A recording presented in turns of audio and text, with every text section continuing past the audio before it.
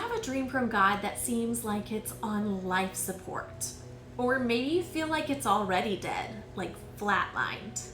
Like maybe when you first had the dream, you had such passion and excitement. Maybe it was a business idea, a ministry vision, or a creative calling. But over time, it just got buried under doubt, delays, and distractions. I've been there.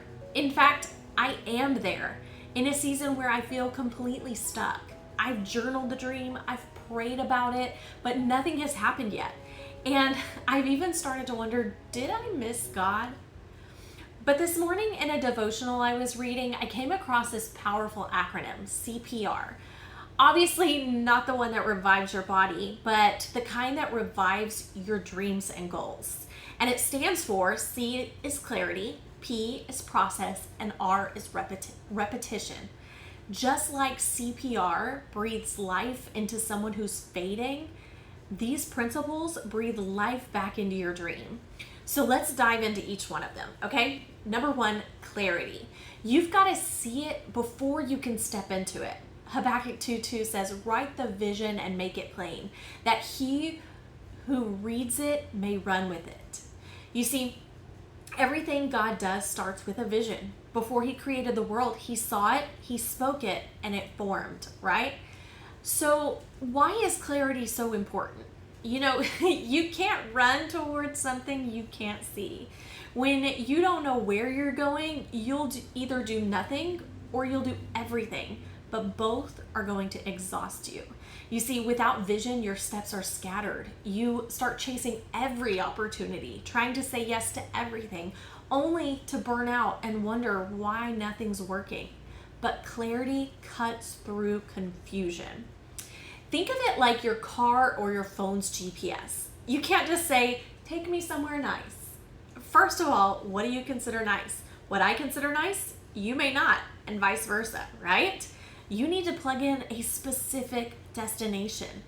Or consider an airplane going to the Bahamas. The pilot would never just take off and head in a random direction. No, he has these super specific coordinates, a specific altitude, a specific speed, and so much more, right? If he just took off in a random direction without all of those details, he'd probably never make it to the Bahamas, womp womp, and even end up maybe in a collision with another airplane, right?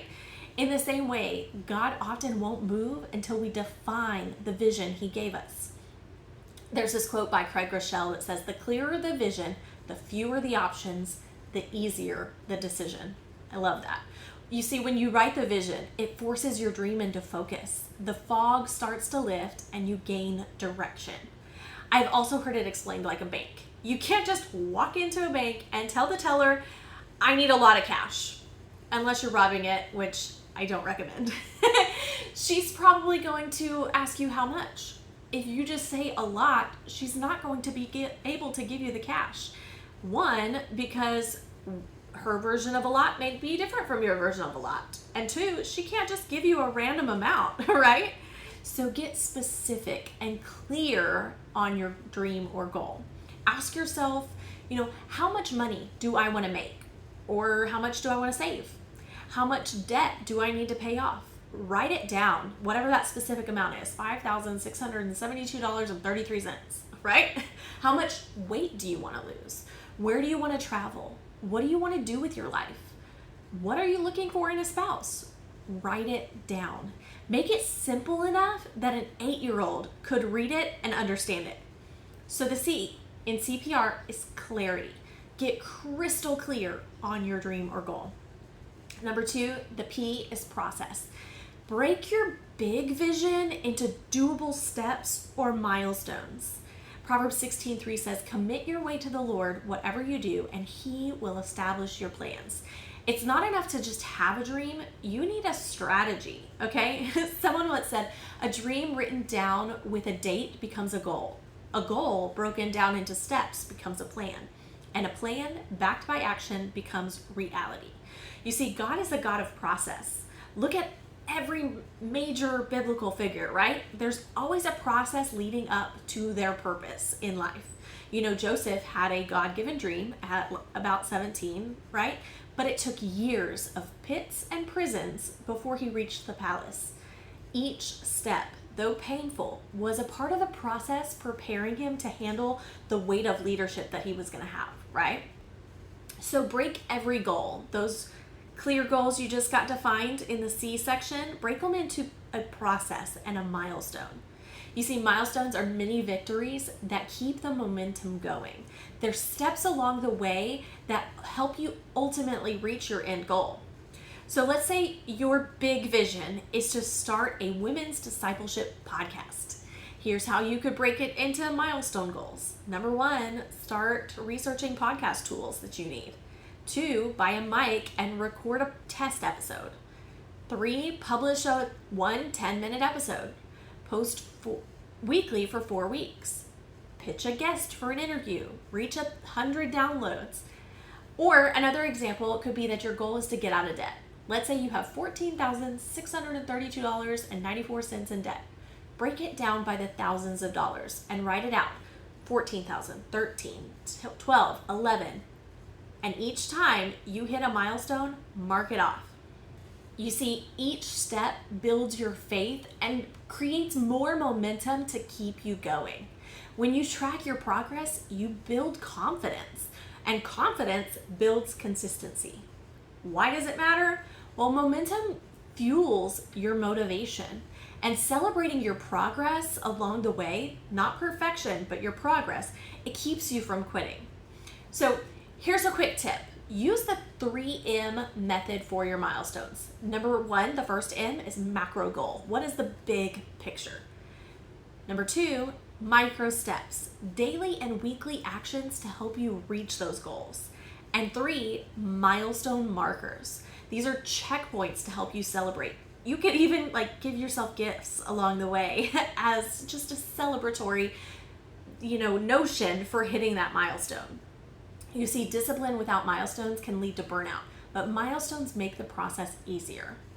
And number 3 of the CPR is repetition. Stick with it even when it's not glamorous, because it's probably not, right? Proverbs 12:27 says, the precious possession of a person is diligence. And Galatians 6:9 says, let us not grow weary in doing good, for at the proper time we will reap a harvest if we do not give up. This is where most people tap out. They have the clarity, they start the process, but they expect immediate results. And when success doesn't exactly come quickly, they tend to quit, right? I've been there. But let me tell you the truth. The only difference between those who succeed and those who don't is that the successful ones didn't stop. Did you know that Sadie Robertson Huff, she started by doing these really awkward little blogs, right? Or vlogs in her bedroom with grainy quality and just basic editing, right? Most people only see her now with her millions of followers, a best-selling book, and a huge conference that I would love to go to one day, right? Okay? But all that came through her repetition. She stayed consistent.